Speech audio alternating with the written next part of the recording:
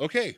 Uh, man, I've had the most technical difficulties trying to do a single show, and that's this one. But I'm really thrilled to have Jan Irving uh, with us on the show today. So none of the bells and whistles, just a straight up Google Hangout. And the way I sold Jan on this is I said I want him to guest host. That I wanted to have very little talking and just let him go and tell us what's been going on in his world. So first of all, I want to welcome Jan. Welcome to the show. Thank you so much. I appreciate the invite.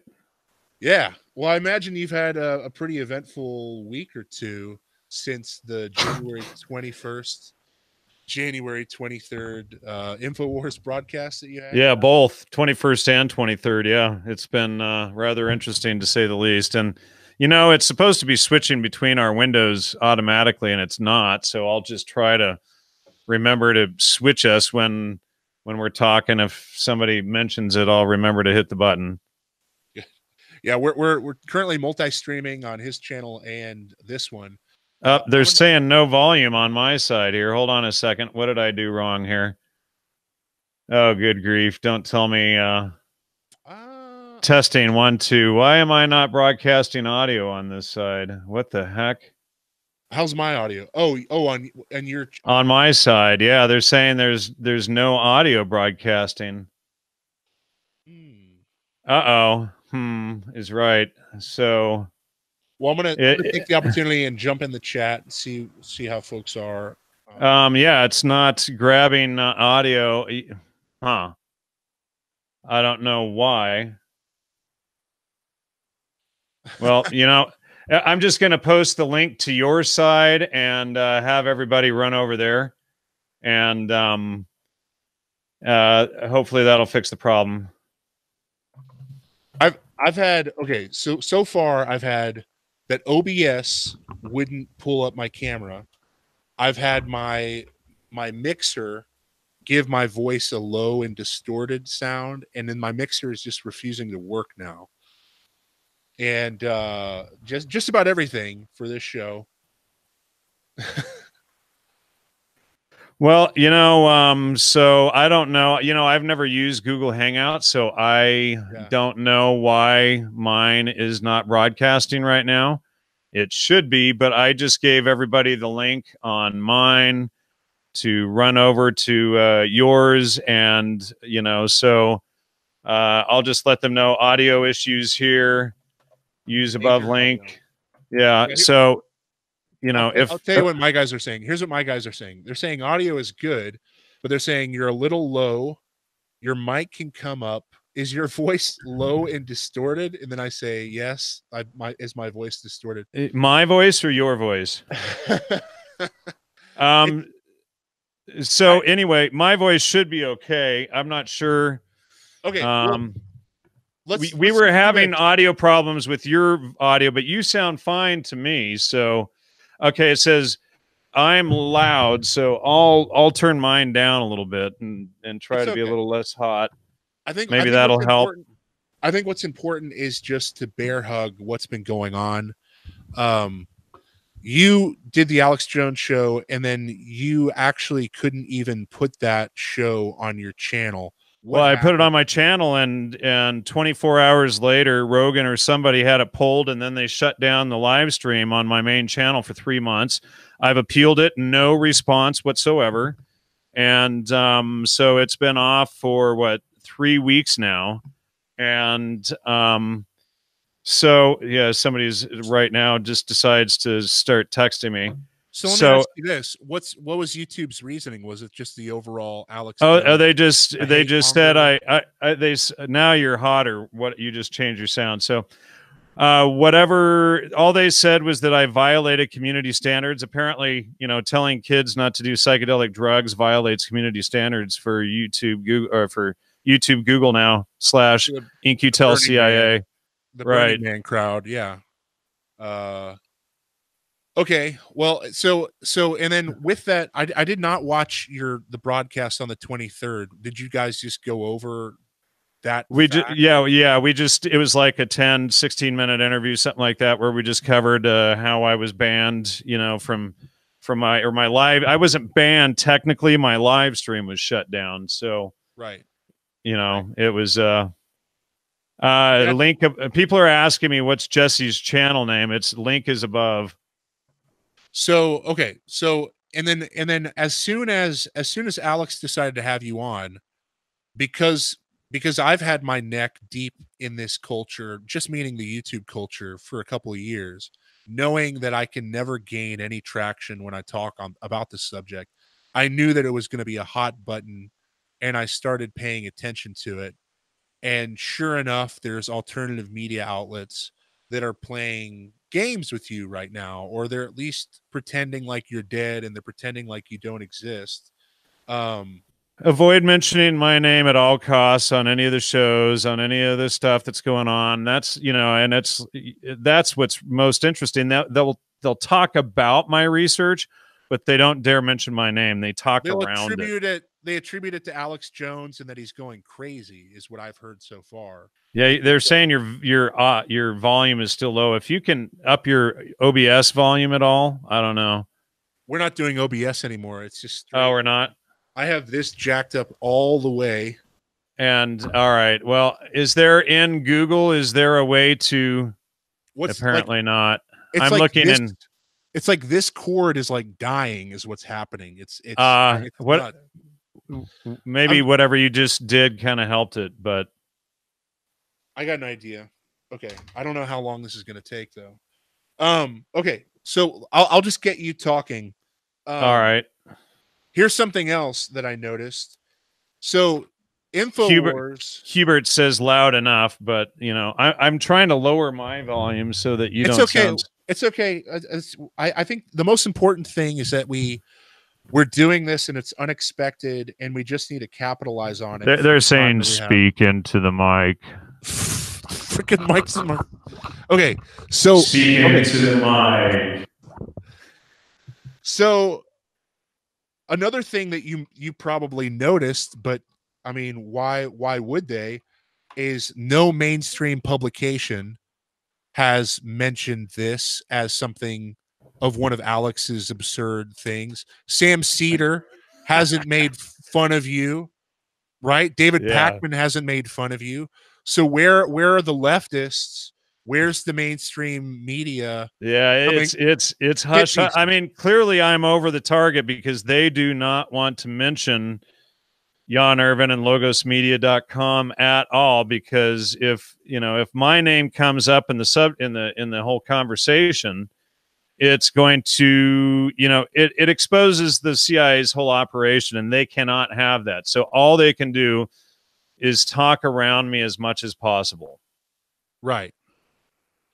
So keep going. Well, yeah. So, while you're fixing that, I'll just keep blabbering here. But we'll test. How about this? Is this better? Awful. Go back. Awful. That's awful. Yeah. The other was much better. So just go back to the regular mic.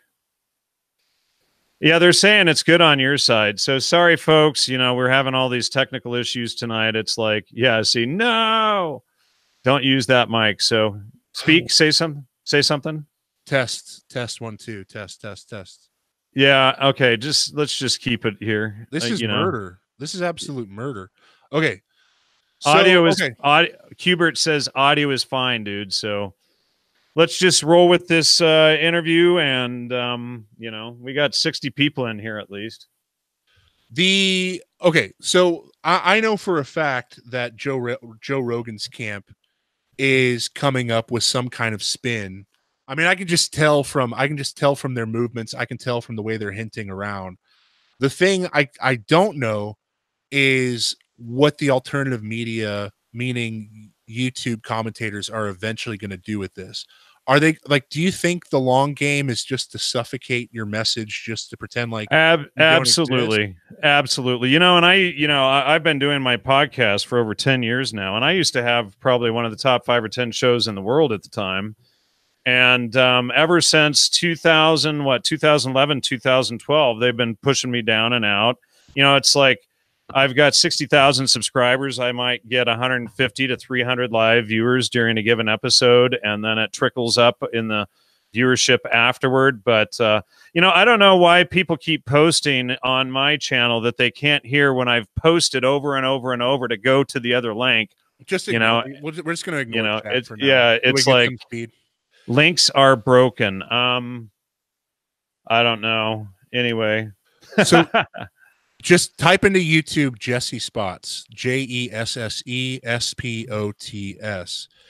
The suffocation like I think by talking about these tactics, it corners them a little bit, because they know they're fair game. They know that anybody who sticks their head out to try something, Alex is a big swinger, so Alex could easily target them. I could target them. You could target them. When we get together in particular, that's even more risky. So that's really the purpose of this broadcast, in my opinion. So bad audio or not, I don't, like, from my point of view, don't expect me to give anybody like an amazing presentation. What I want from Jan is an update on the historical significance, the fact that Alex Jones chose to carry this message, the fact that he committed to it, the fact that we saw Silicon Valley react, and now people have to. There's like a call to action, like on people's shoulders now. Are they going to carry forward this message in their local newsletters, on their YouTube channel? One thing I'd like my moderators to do is to post links to your current channel, which is Logos Media 2, I believe, right? Correct. You know, yeah, Logos Media. Well, and I'll try to upload this show together. Your moderator is saying that the audio is too bad on their end, so they're just gonna call it a night. But you know, try to stick it out, folks, and we will you know, try to adjust the audio or something, and I'll re-upload it tomorrow to both of my channels and see if we can at least get something working. I don't know why my audio is refusing to broadcast tonight. I just don't understand what is going on there. So what the heck, man? Let me just try this. Well, and then it's not gonna. My mixer is literally like being throttled right now. Like it's something having to do with my XLR cable, and I do have another USB mic somewhere. I just don't like. I frankly think that, as trippy as it is, we just need to capitalize on the fact that Jan they've been smoke screening him, they've been gaslighting him in general.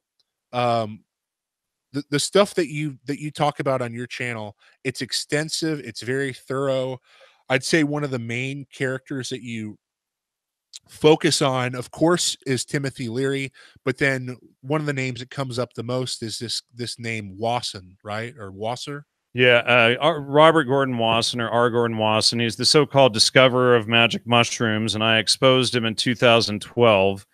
And that's when the whole everything came down on my head.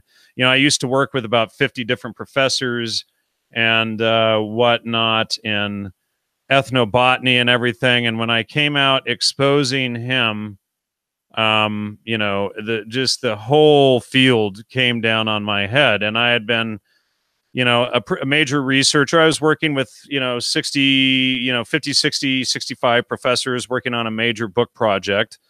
And during the book project, I began realizing that something was askew. And, you know, and when I published the article on Gordon Wasson, I didn't get the memo that they were all CIA and I wasn't supposed to tell the truth. So when I published the article, you know, everybody came out attacking me. And it was just, you know, it was this crazy, you know, a whole group of professors and scholars and whatnot suddenly couldn't read citations. You know, Princeton, Yale, Harvard, Columbia, Dartmouth, Stanford. You know, these are letters that I pulled out of their own archives, and not one of them could deal with the citations. And they all of a sudden, all of them reverted to ad hominem attacks, appeals to ridicule and whatnot,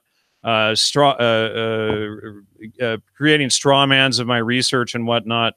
And, you know, the whole thing just went sideways. And it was just one of those what the heck moments. I'm going to try to reboot my OBS software on my channel and see if I can get people to broadcast over there too. Sorry about that. I'm just going to do that really quickly and see if I can do that quick enough to get things rolling again for them over there.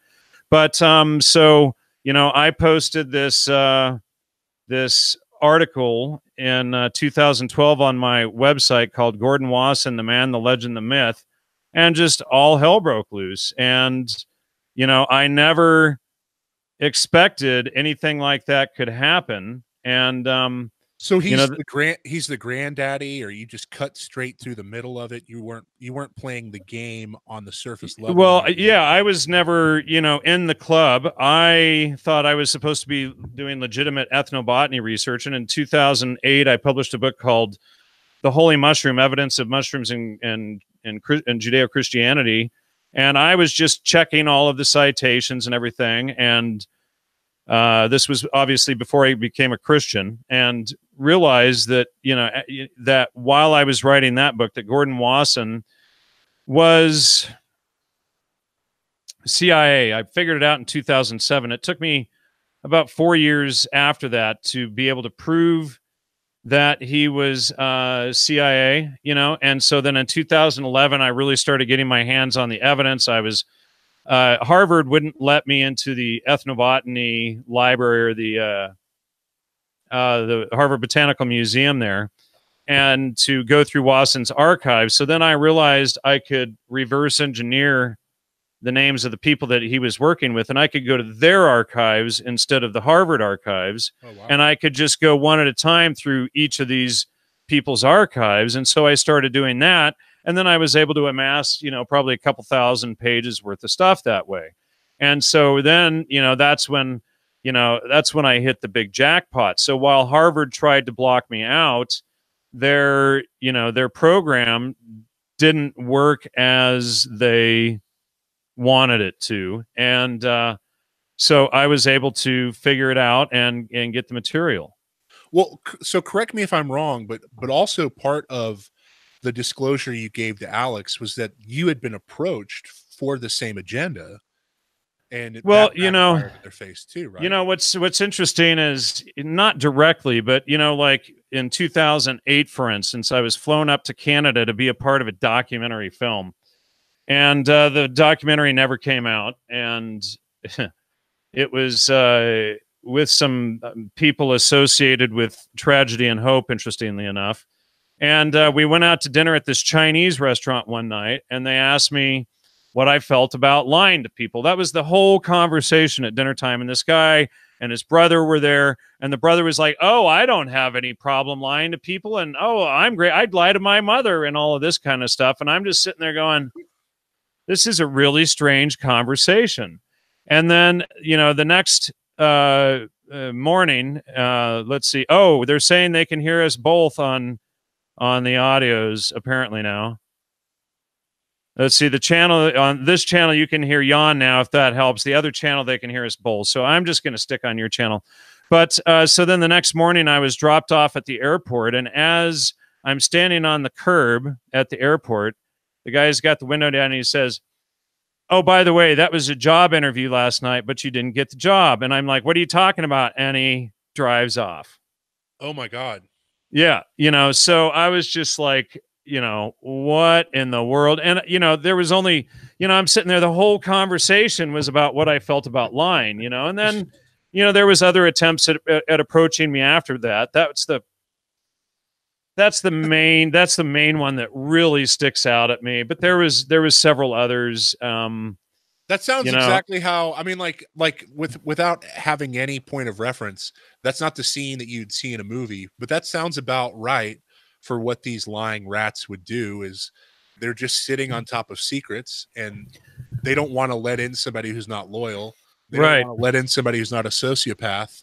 So, oh yeah, lying. What do you think about lying? And then, well, you know, Jan Irvin can't be corrupted. So, you know, and then when I got a hold of the Trivium, you know, that's, you know, I just started focusing on truth all the time, and I started exposing everything. And that eventually led me into, you know, Christianity, and realizing that it was all about living in truth and whatnot. But, You know what? One thing, and I've been planning on doing a short video of this all week, and I just haven't gotten to it. So I might as well go into this right now.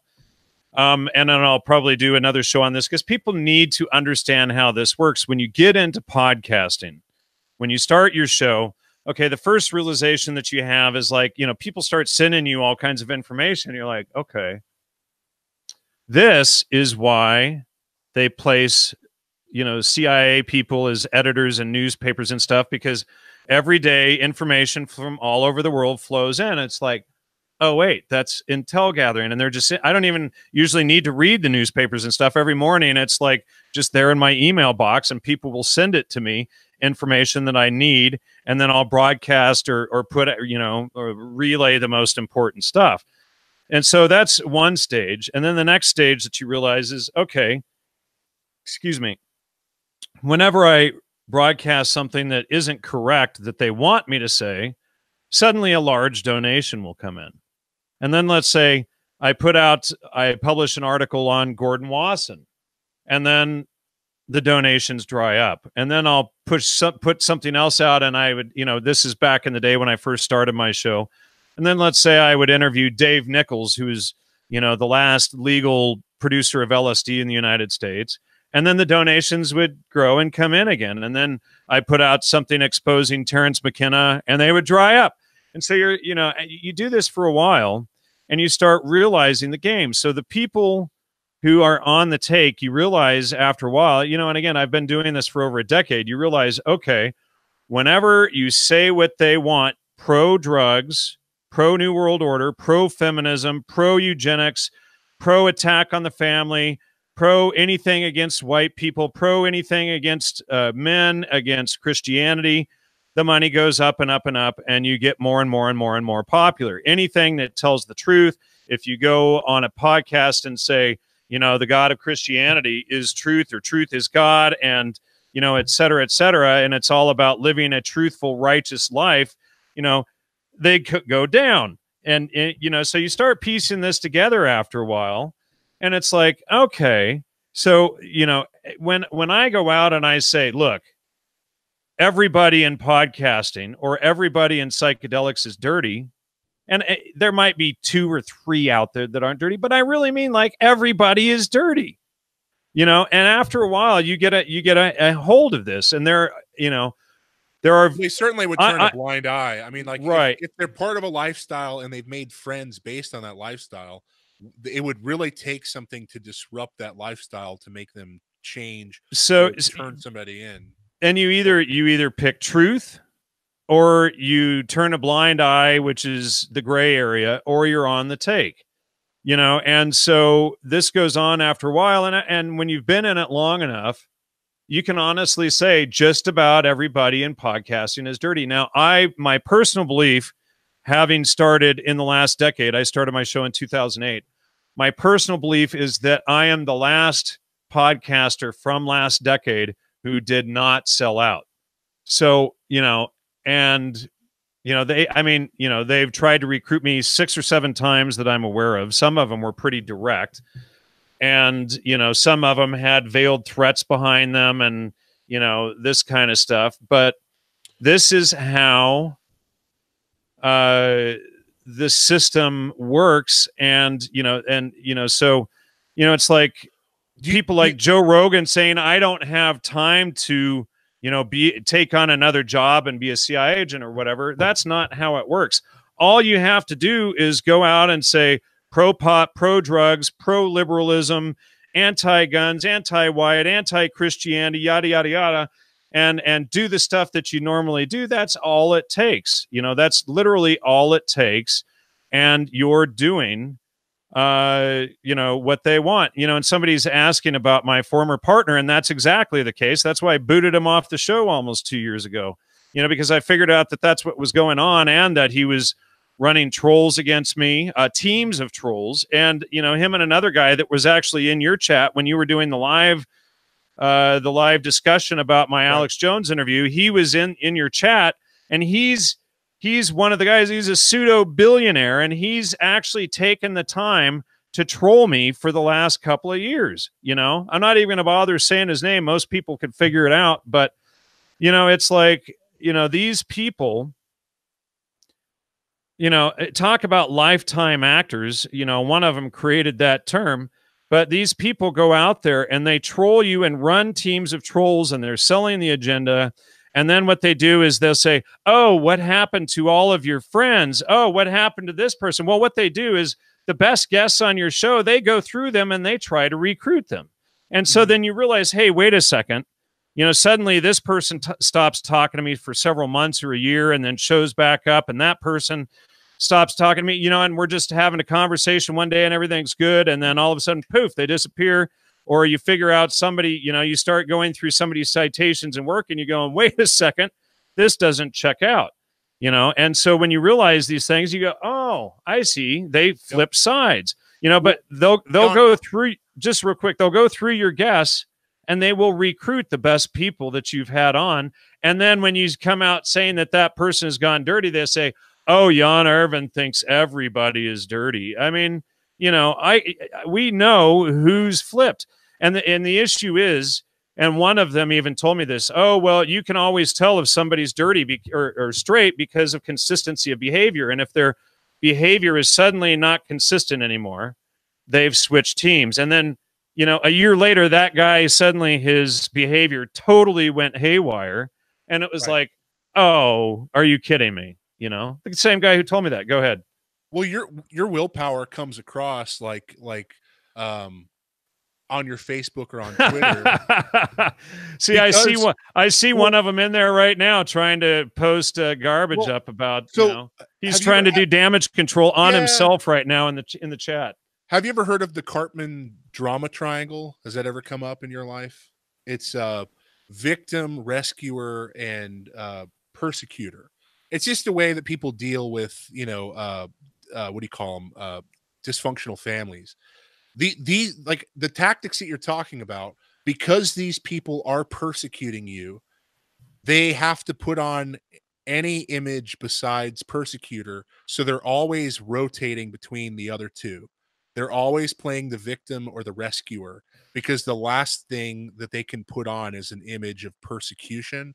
So it's always that they're being persecuted, even though they're on your platform or on your Twitter, or they're rescuing you, and they do something called concern trolling, and they'll send emails telling you, it's gaslighting. Oh, I worry about you. And luckily there have been some broadcasters who've made that public knowledge now, where most people are educated up on it. And, you know, Mark. Yeah, you should ban Crypto Beast right now on your chat there. I haven't even looked at the chat. But you know, what I like to do, it's like, you know, I'm not naming names. All I'm saying, typically what I like to do in my chat is just let people expose themselves. But I know what you're saying as far as tactics and what people do. But asking for evidence is not damage control. It's part of research. You know, it's like when they lie and go through the hate group and have to post up every single thing that they already know is false, and then pretend that they're not trolling and not funding this kind of stuff and not, you know, running teams. You know, it's like, can the crap. We see you, you're busted, you're done. You know, get out of here. Seriously, take off. You know, it's like, go buy some more friends. Seriously, go take off. So on Alex Jones, you presented something like a flow chart, or like you presented basically like a working model for how people could view the overall network, these podcast networks. Has there been any change in like since you started compiling this information, has there been any change in that overall structure? Is it fluid, or is it pretty much proven itself? It's pretty well proven itself. I mean, somebody's saying one of us is muted. I don't know. Neither of us should be muted now. Oh, look, see, now they're saying, oh, banning people. Wow. Oh, my God. You know, it's like, yeah, trolls get banned for trolling. Grow up, people. Seriously, grow up. Well, just let the irony of me saying they typically play the victim or the rescuer, and then they can never play the persecutor, because that's truly what they're doing, is they're persecuting you and they're sugarcoating it. And they can't let the other people who are under mind control know. My chat, though, is a very discerning group of people, intelligent people. So don't worry about it. because there's a number of people who are discerning and they're learning something from this. So I would just say don't even pay attention to it. Let's focus on the information. And furthermore, like I've never spoken to Alex. I'm dying to one day speak to Alex. You know, like I've tried to Skype with Rob Dew in the past. I just got so excited when I saw that he would have you on. And I think the first time he actually kind of played cat and mouse with you and you just didn't even appear that day, but then he got you on the 21st. Has he shown an interest in having you back on? Has he shown any Yeah, awareness of what's been happening to you and that you've been silenced? Yeah, I mean, you're talking about AJ, right? Yeah. Yeah, he's shown some interest in having me back on. Not sure when that will happen. I don't, you know, people on my channel need to go to Jesse Spots. It's been linked over there like 20 times, sorry. But you know, yeah, I mean, he's shown some interest in going into more depth on this. Let's hope it happens soon. I can only post the link so many times for the, you know, maybe I'll just shut off my feed because people just aren't figuring it out that we're over here on the other channel. But they were saying that I was working for a little bit, you know, my audio. I don't know why they're not. I don't know a lot about multi-streaming, and my original intention was to do my typical OBS with Google Hangouts in the corner, and then that fell through. So already I'm off my game. But what we'll do is we'll make a commitment to do more of these. But I think it's going to be the information and our relationship that carries us through. And if we focus on the chat, we're going to lose the ship. I'm going to read this quote that I sent you. This is an actual quote with when Joe Rogan was talking to Brian Redband, who, by the way, Redband is the one who set up all those different podcasts for the Death Squad. Like, he's the guy who, like, Joe didn't know anything about podcasting. Redband set up, you know, the podcast and did all the video stuff and all the behind the scenes stuff. But they were together and Joe was high off his ass. And he said this about Alex Jones. And this is what I sent you in the email. Regarding Alex Jones, you are making up the fact that I am in the CIA. You are making up that Hollywood insiders have given me information and tell me what to say. That's not true. You know it's not true. You know me. I don't have time to be a CIA insider. I can't take on another job in between doing stand-up and podcasts and UFC commentator and running a family. I can't do it. I wouldn't do it. I'm not interested. I would rather stop doing everything than work for a government organization. No one has ever approached me. No one has ever approached anyone I've ever heard of. I don't really know if that really happens. I don't know if that's a real thing. The thing is, they always say is the CIA would talk to the people in Hollywood and tell them what to say in terms of propaganda. Maybe. I don't know. I don't have any personal knowledge of it. I'm sure someone has decided that if they are going to make a movie about like Zero Dark 30, that they have to get some sort of approval. And I'm sure that a lot of movies that are very inspirational that have to do with the military would be great for recruitment. So I'm sure there's some involvement. I'm sure there's also some patriots that work in show business that want to put out these movies about the government and the military in a very positive way. That's probably the case in some instances too, but not everything is a fucking conspiracy. This is where his bitterness starts coming out. And this is why it's stupid. Well, you got to use that loaded terminology, conspiracy, to automatically make people who see it going on look crazy. So what do you, I mean, in general, I mean, you know, so Joe, it's plausible deniability. He's saying that I'm not in the CIA. Nobody I've ever heard of has ever been approached by the CIA. But of course, that doesn't cover for any other government organization. And it's not like he couldn't just be lying off his ass. There's also, isn't it like true that under Obama that propaganda was basically legalized on the public? So yeah, exactly. And, you know, you got to realize that the job of the Central Intelligence Agency is to control the intelligence or what people think.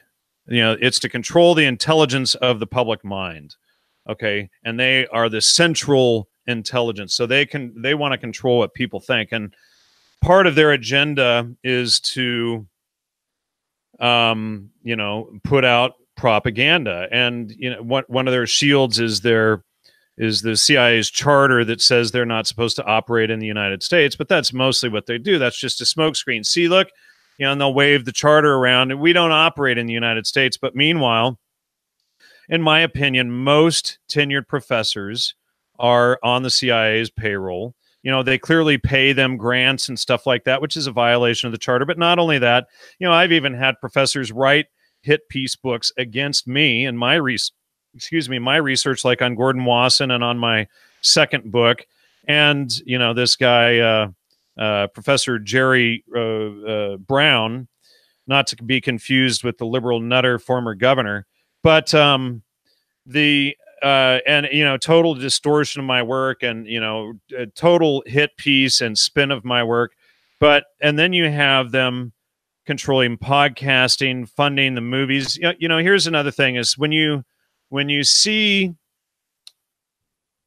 all of the media suddenly out all at once promoting transgender or promoting veganism or promoting, you know, homosexuality, or every movie, every TV show has a homosexual main character, etc. This isn't, you know, this isn't just coincidence. This is intentional social relations. This is done operationally, and you'll see, like, in 1 or 2 months, every magazine in the newsstand will have these themes in it. You know, this is what they are operating on behind the scenes, and this is what they want to, you know, these are the messages that they want to put out to control and normalize the public mind.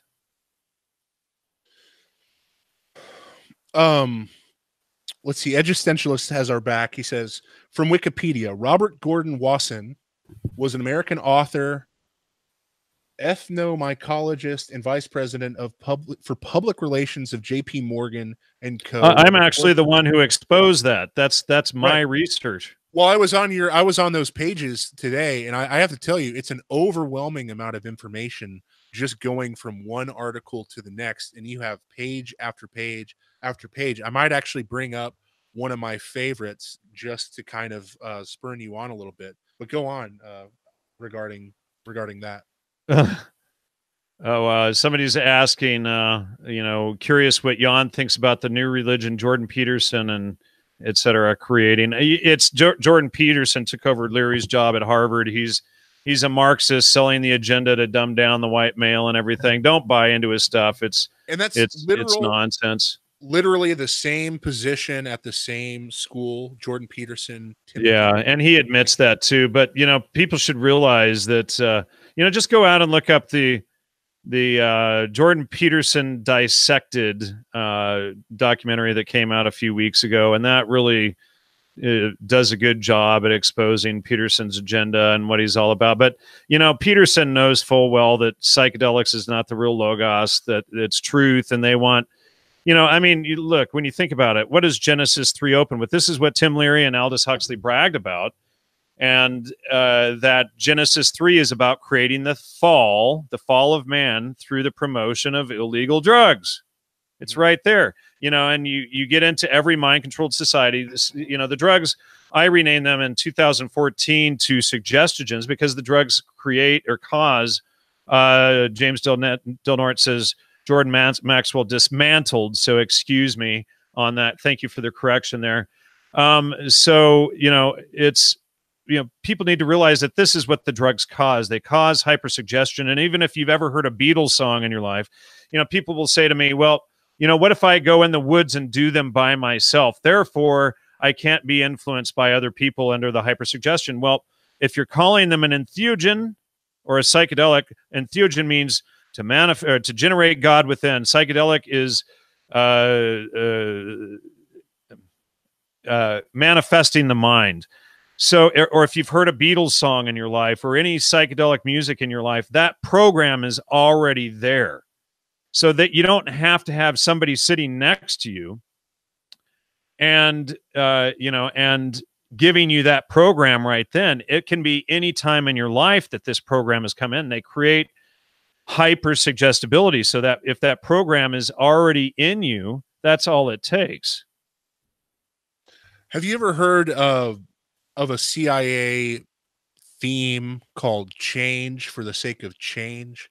Just this kind of this hypnotic suggestion that the public would react once they felt that we weren't changing, that we weren't evolving. It's I think it came from an article that I read, but it listed things like the Rolling Stones, and it listed the idea of rolling down the river, or the wheels on the bus go round and round. Like we're constantly seeing imagery of rolling wheels, trains, boats going down the river. And I think that plays exactly to what you're talking about, to this kind of hypnotic kind of trance that the public is under, that psychedelics help to usher in.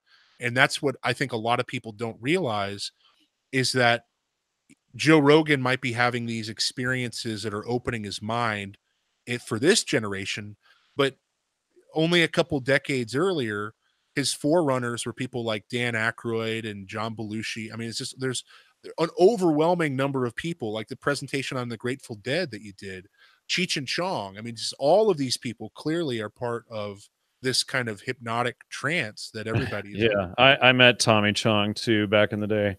But you know, that's correct. And what they're looking at is not logos or reason or truth as it manifests into God, like, you know, when you understand it in the Christian sense. It's seeing the expansiveness of your own consciousness and confusing that with logos, if that makes sense. Well, You know, so you know, and here's the thing: is the drugs, you know, in general, they're getting you. It's, you know, this is why the Bible, again, Genesis 3 opens with that warning. It's not, you know, living in iniquity and fornicating in the mud to your rock idols, like at Woodstock, your graven images, your rock idols. Get it? Burning Man. Burning Man. You know, they're burning the images there.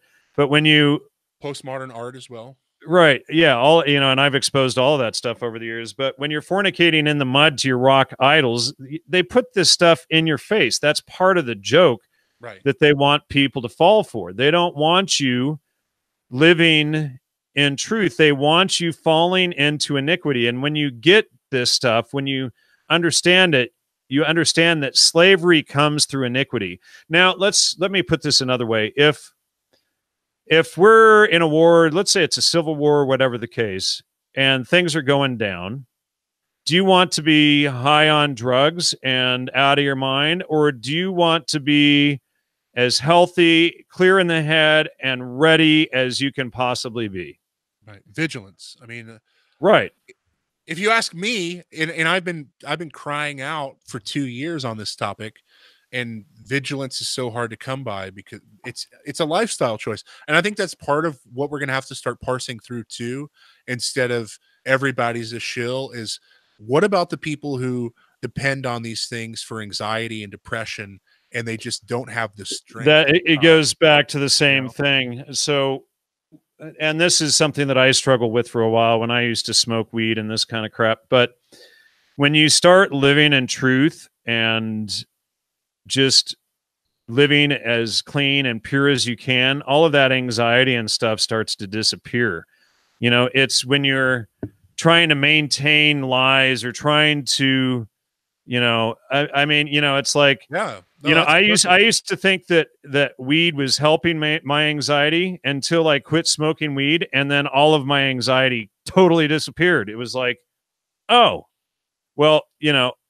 And then you start looking around online and looking at studies from the other side, and they're saying exactly this, you know. So, you know, when you stop doing these things, suddenly the anxiety goes away. But the more you live in truth, the less you'll have problems with those sort of things. Now, another thing that a lot of people don't get, it's like, well, I have this ailment or that ailment or blah, blah, blah, and I need weed for that. And, you know, my arthritis and cramps and stuff. Okay, well, let's go back to truth again. If you're eating a low-fat diet, which is sold by the pharmaceutical industry, and you're eating lots of grains, which are high inflammation, especially wheat, you're going to have problems that you know, that are going to be inflammatory. Now, if you cut out the grains and especially the wheat, and you eat a high-fat diet, within 3 to 6 months, those inflammatory problems will mostly disappear. So, it goes about, yeah, see, these trolls here. Jan seems like the most anxiety-filled person in the room. Ha, ha, ha. It's like all these attacks. They can't focus on the information. Weed is good as long as you smoke a lot of stuff. People really have to try to live in truth, and rather than using appeals to ridicule and fallacies to do their thinking for them.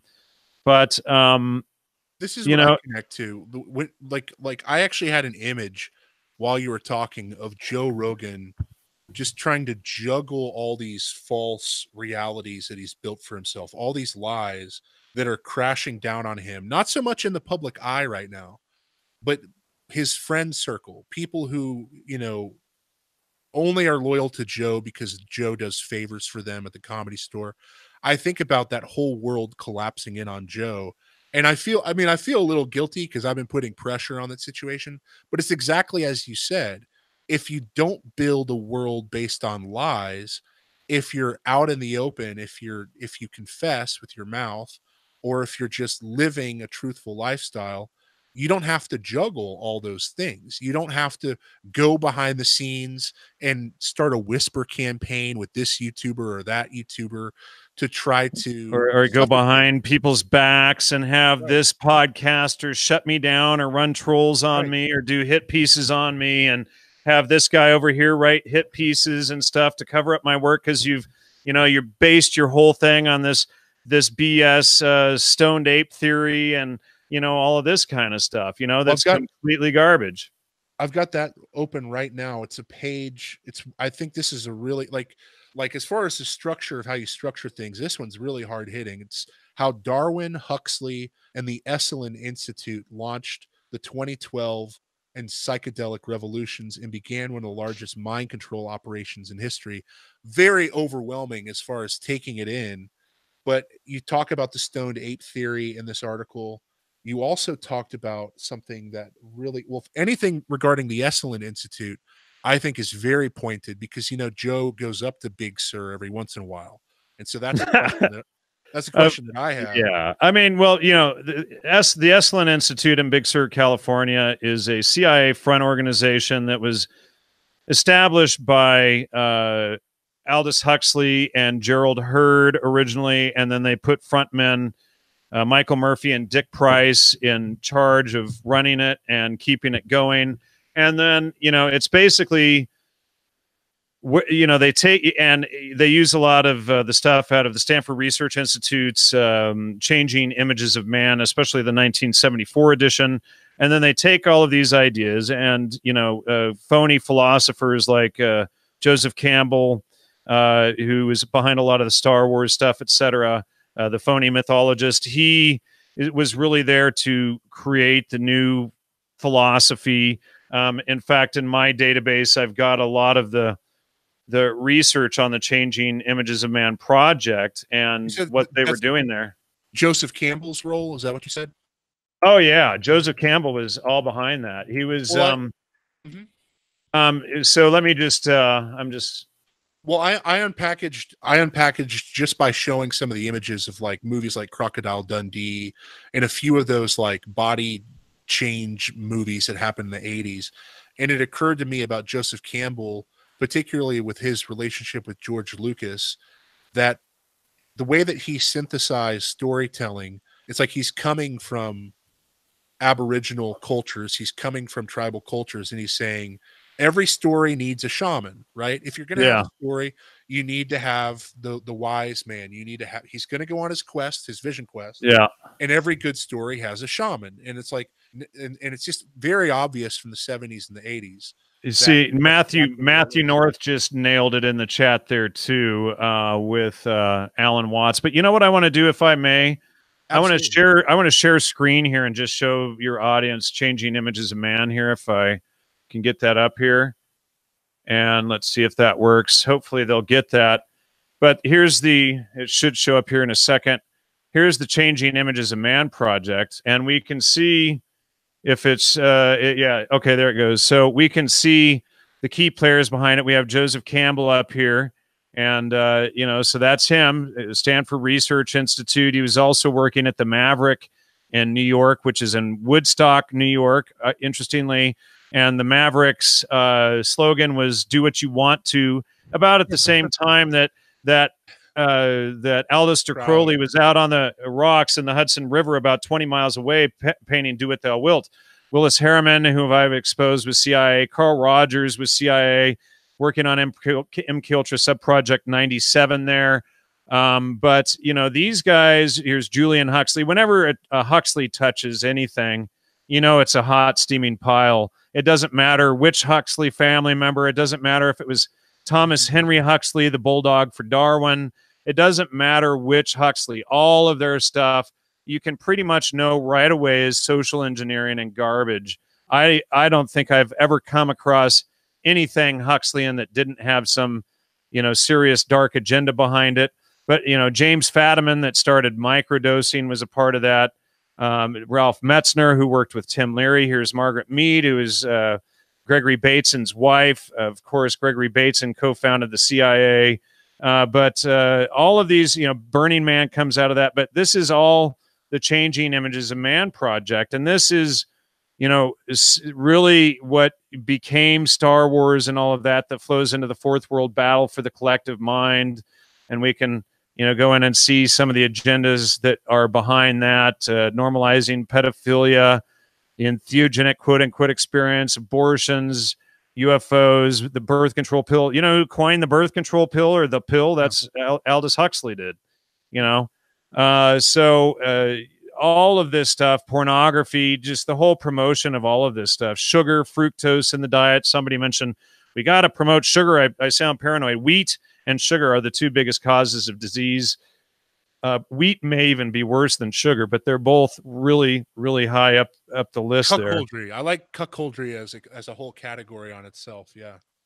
Yes. Yeah, indeed. So yeah, here we go. I don't know what else. Yeah, that's not connected to much. 50 Shades of Gray. But you know, when CNN, people get this stuff, CNN has been pushing it. How do I turn off my? How do I turn off the? There it goes. Now it should be off. So I haven't even been able to keep up on your comments here. It's like, oh, I should be. Yeah, you know, and people can, you know, for a 3-month or more recurring membership, people can go on my website and download the brain database. I used to have it for free, but I can't afford to anymore. So, you know, and finally, someone talking about sugar and alcohol. Bruce, please realize that wheat, it's not, you know, alcohol is an issue, but wheat and sugar are the two biggest, and you cannot discount wheat. There's over 40 different diseases that are caused by wheat alone, and you go to the doctor and he sees 40 different diseases, not one central cause. Red Rose says, keep the brain up. You know, you can go on the website and go through it. Please, you know, get a membership, help support my work so that, absolutely, you know, we can pay for all of this stuff and keeping things going. And I have to find a place to live in the next month and a half as well. So I can use all the support I can get from all of you. Really appreciate it. And moderators, please pump out his channel in the chat as we go, because we need his subs up. We need to have a security blanket for the suffocation tactics. I mean, it is a big deal, honestly, that the Sandy Hook thing is like, it's like come to this really stagnant place, and people just expect that InfoWars is just going to disappear down the memory hole. But I don't want to get into that too much. But at this time, it is, I think, important to spread each other's websites in addition to YouTube, because they could just arbitrarily take Logos Media 2 down. But for the meantime, do subscribe and pay attention to Jan's work. Now, and I did just really quickly, I did just launch a BitChute channel too. You know, I actually have to pay for that one. So, but, you know, any support, you know, check, you know, subscribe to the channel on BitChute everywhere, because they are trying to shut me down all over the place. I'm going to. And it's good to see Polygonal in there. He's a good supporting member of the show. You know, great. It's like I used to have this guest on my show who was wealthier than all of the other guests combined, right? And then he would tell them to donate and then turn and make fun of me for asking for donations. I mean, just the most baffling kind of stuff. Yeah, it's kind of Talmudy stuff. Okay, so this is you right here. It's basically what you talked about, but I really love this wording. Anything with the Esalen Institute in particular, I think, is very highly targeted for Joe. Via the Esalen Institute, this multi-generational plan to evolutionize. Their idea of evolution was just for them and the elites, not the rest of society, whom they planned to dumb down and exterminate via their ideas laid forth in their many published books and programs on eugenics and humanism. Much of humanity was pushed forth via Aldous with the help of Michael Murphy and Dick Price.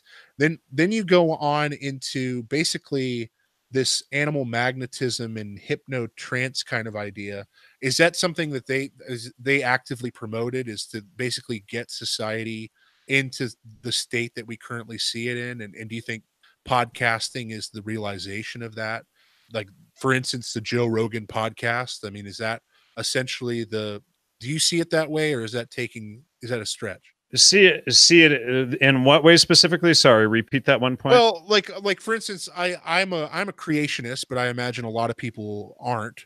When I listen to Joe, when he has astrophysicists, when he has not botanists, but when he has the Weinstein brothers, when he has all these particular guests, sometimes I wonder if it isn't a realization of this overall agenda of this. Well, yes and no. State. And they've, and we did a whole series exposing the Royal Society last year and all of the scientism and fake science that they've been cranking out for the last 360 or whatever years, 360 some years. But, a lot of the science is complete BS. And what they do is they go through the Bible and they take everything and they invert it and sell this as science. But so all of this scientism gets out there, but they were already, doing that through the university systems and telling everybody, oh, anything in the Bible is BS. Right. Never mind that book about truth. That book about truth is a lie. Listen to our scientism. How could anything in that book about truth be true, even though it's all about truth, right? So Jesus over and over is showing us how to live and walk in truth and to be the best people that we can be. And hey, we don't want to follow that example. We want to follow the example of the scientists. And then we have, Rogan and all these big podcasters that, that came out and in our wake nonetheless.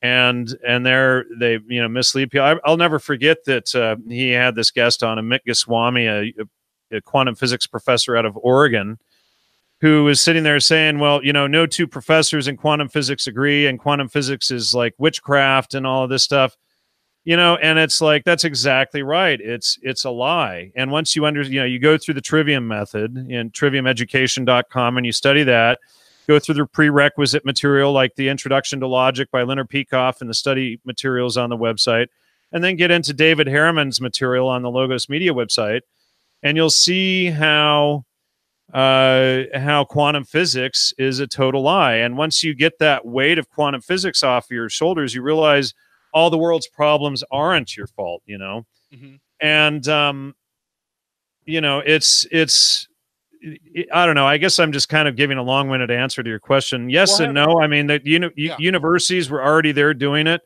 but sure, the podcasters are out there promoting these agendas as well.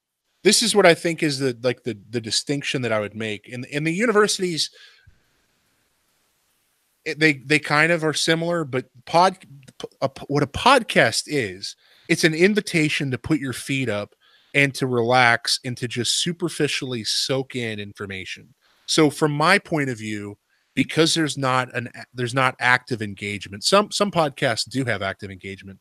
Joe Rogan's podcast is the perfect delivery method for a lot of Aldous Huxley's and George Watson's work.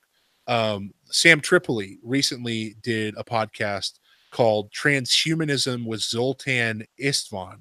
And in this current YouTube climate, it's totally absurd that somebody would come up with a pro-transhumanism podcast with a candidate running for presidency, running on a transhumanism ticket. Hey, wait! I got a question for you. Yeah. Do you know who coined the term transhumanism? I do not. Wait for it. Michael Aquino? No, Julian Huxley. Like I said, You know, all of this crap goes back to a Huxley family somewhere. It'll just be Huxley every time. So I'll just oh yeah, you know, it's almost always a Huxley. You know, you can just pretty much guess Huxley. You know, on my channel, they actually started a drinking game in the channel because you know, the Huxleys came up behind this stuff so much. But I need to do more digging on that. Well, and I've got one more example that's not as. I'm gonna show my database really quickly while you're talking, if I may. So this is, and we've never spoken before, except like during this disastrous tech check that you guys saw. We have a few emails exchanged. We had a couple of misunderstandings in emails, but before that, no communication at all. And I kind of watched from afar as people were swarming you. But so Joe Rogan has a couple of different patterns that Matthew North and myself have been watching, and we've been trying to put together, like, what's the purpose of this thing? Why do they keep talking about this thing? And it lines up perfectly with Joe's background in athletics and martial arts. And I did a little bit more digging into Joe's booking agent. You might actually know this guy, Matthew Staggs. And Matthew Staggs has a podcast called Disinfo. Literally, it's called Disinfo, and the logo is devil horns. And Matthew has, for some reason, Staggs has an interest in blunt force trauma, in particular when it comes to head injuries. And on an irregular basis, he will book guests for Joe that have personal stories about their head injuries, in particular concussions, including Earnhardt Jr. and football players.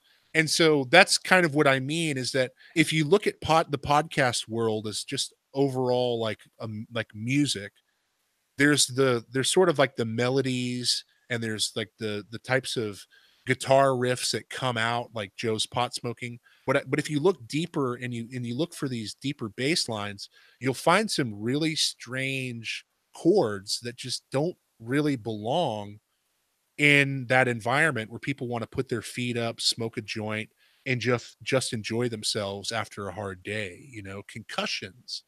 Joe has had a lot of broadcasts about concussions. Interesting. You know, and the Super Bowl was, you know, a couple of weeks ago, and you just reminded me that this former NFL quarterback wanted to come on my show last year at Super Bowl time and do a discussion on all of this, and then we weren't able to discuss have the show. He had to have surgery, so it fell through. But I entirely forgot to follow up with this guy this year to have him on the show. But yeah, he was an NFL quarterback. I don't remember, you know, which team. I'm not a NFL fan. I haven't even watched TV in, you know, a decade or so, really, except at like a restaurant or someplace. I really love that Alex made a big stand during the Super Bowl this year and just spoke out. He said, all that mental real estate you guys have for your favorite team and all the sports statistics, just think about if you were using that to take out the New World Order. And I was like, yeah. I mean, he's always been that way about sports. But me too. I don't have the mental real estate for that stuff. And I get why people get excited, but it doesn't go anywhere. It's, you know, when I was in high school, I had a lot of friends that would get together every Friday night to watch the football games or whatever, and I could just never get into it. And I would try to watch, and I would see catch myself after 5 or 10 minutes just kind of drifting off into some other direction, and I just couldn't ever pay attention to it. And in high school, I thought something was wrong with me, and now it's like, oh, it's just because it's not interesting. It's like I have better things to occupy my mind with than watching guys pass a ball back and forth on the field, and and try to at this point it's become trying to help people free themselves from the social engineering and mind control that's so rampant in our society. Well, I do have respect for anybody who attempts mastery or tries to gain knowledge on any given topic, even if it is football. But in the case of a person like Joe,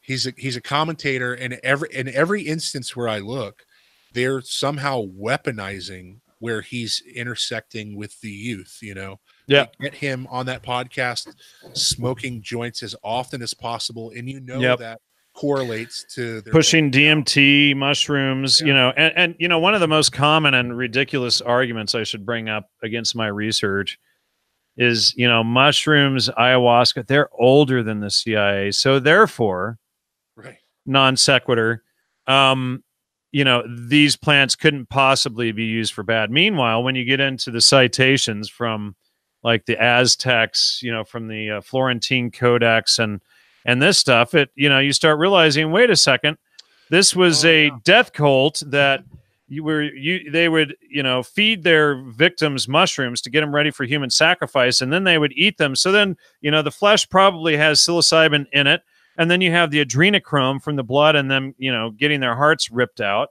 and they would eat this, you know, and so this was, you know, and people think that this was like, technically, this is like good bait that you and Alex put out there for the mainstream media to pick up. We've only seen David Pakman and Joe Rogan even barely nibble on it. But well, they won't touch it, you know. But see, here's the thing: is they're trying to normalize and legalize magic mushrooms right now. You know, their historical use was to prepare people for human sacrifice. This was a death cult. And then you have all of these pedivores and all these, you know, people out, you know, doing all of this stuff with the, you know, the Bible mentions what, 19 times not to drink blood. There's a reason for that. And there's a reason why Jesus was the final sacrifice to not ever do this stuff again, you know, not, and including for our sins, but so that we would never partake in these human sacrifices and blood drinking adrenochrome rituals again. And, you know, Humphrey Osmond, who worked with Aldous Huxley, was Aldous Huxley's personal doctor, MK Ultra as well. You know, he was doing studies, him and John Smythes, Huxley's whole team, they were studying adrenochrome. Yeah, and then you got to question, wait a second, where are they getting the adrenochrome from? Which kids are they torturing, and which of these MK Ultra hospitals are they, you know, are they torturing to get this adrenochrome to do these studies and these experiments on? It's absolutely, you know, hideous when you start to look at this stuff. And why are all the popular film genres, sci-fi, horror, thriller, you know, why are they trying to cultivate that in the public? Yeah, let me share. I'm going to see if I can share just some of the adrenochrome research on screen here, if people, you know, if I may here. See if it works this time. I was having a little bit of trouble sharing that a minute ago. Okay, so now it shows it's sharing. So, you know, this is, let me just expand this out. Hunter S. Thompson right there in the middle. Yeah, you know, Abram Hoffer. Yep. Yeah, John Smythes. But, you know, here's Aldous Huxley up here. Elizabeth Bathroy was an old vampire. But, you know, this, you know, it ties into pedophilia. Al Hubbard was going around promoting the stuff. But, you know, in here, I've got a bunch of the studies. Humphrey Osmond's PDF is there. I think I have more studies around somewhere on it. But, oh, yeah, you know what? They are in there. They are, as you can see, a bunch of the PDFs in here. Those are all studies that people can go through and read on this. But that's, you know, from the adrenaline of you know, mostly sacrifice victims. Then I start realizing the berserkers may be in on this whole thing too. But, you know, John Smythes and Humphrey Osmond, Abram Hoffer, they're who coined half the names for psychedelics. And, you know, in my article in Theogens, What's in a Name, that people can find on my website, you know, and Professor Carl Ruck of Boston University, whom I've called for a, you know, academic investigation on for academic fraud, he created that term. He was working with Gordon Wasson, there's that name again, who was in charge of MK Ultra Subproject 58, which became the Seeking the Magic Mushroom in Life magazine, 1953. And that's really the main kickoff of the MK Ultra program. So, you know, all of this stuff is out there, and, you know, people don't want to talk about it. So if he found the magic mushroom, was it just not common knowledge for a while? He like reinvented it because he didn't really find it. Yeah. There was other researchers. So let's see. He popularized Richard Evans Schultes had written articles on it. There was a few other people before Wasson. Robert Graves had sent him articles, who was a poet in England, I think at Oxford, who wrote, what's the book? White Horse, something like that. on this, some of this stuff referring to the mushrooms and things. So basically, Gordon Wasson and his wife created a whole theory around the mushrooms and around, religion being created out of psychedelic drugs, and then went around the world to find the evidence to fit into it. And what they're all doing is they're taking Genesis 3 and they're inverting it the opposite and saying that not logos is the origins of religion, but the drugs themselves. So they invert, they take truth, logos, logic, reason, and they invert that and say, well, the warning about the drugs is at the actual foundation of the religions themselves. Right. So the mushrooms, ayahuasca, all of this stuff, so eventually, and I'm working on an article now, and it's currently called Flesh of the Gods, Teonenacatl and the Aztec Mushroom Death Cult. And I've been working on it for a couple of years. It's almost done now. I just got to sit down and spend a day or two and finish it up. But it's, in it, I go through all of these citations and show, how the mushrooms were originally used in these cultures. In fact, let me just read you a couple of these quotes here because they're astounding. Because everybody, when you go through every single book in ethnomycology, they either omit these quotes, misquote them, or alter them to fit the storyline. So this one is called The Lewd Youth from the Florentine Codex, Book 10, page 37. So people can actually fact check me, unlike anybody else in the entire field of ethnomycology that turned against me. The lewd youth is a madman. He goes about drinking crude wine, a drunkard, foolish, dejected, a drunk, a sot. He goes about eating mushrooms. He goes about demented. He is restless, dissolute, shameless, presumptuous, lewd, tattling, wicked, a vile brute, brazen. He is impudent.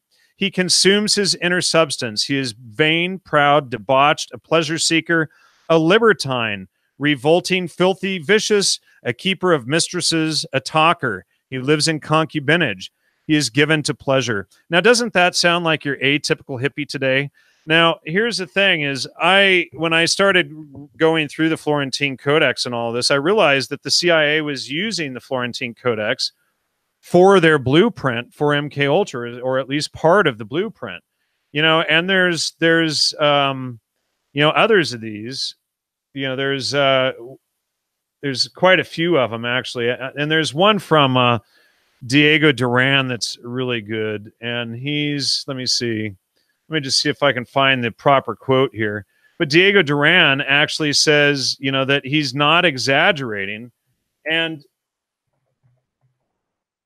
they had to edit out the whole first paragraph here to fit with the official agenda that they wanted to sell in MK Ultra. And so this is Diego Duran. This is the late 1500s in a book called The History of the Indies of New Spain. So this was one of the King of Spain's official chroniclers of the New World. And he says, when the festivities had ended, Montezuma seated himself in the supreme place, the divine seat, the place of the gods, and the war captives were brought out. All of them were sacrificed in his honor of his coronation, a painful ceremony. And it was a pathetic thing to see these wretches as victims of Montezuma.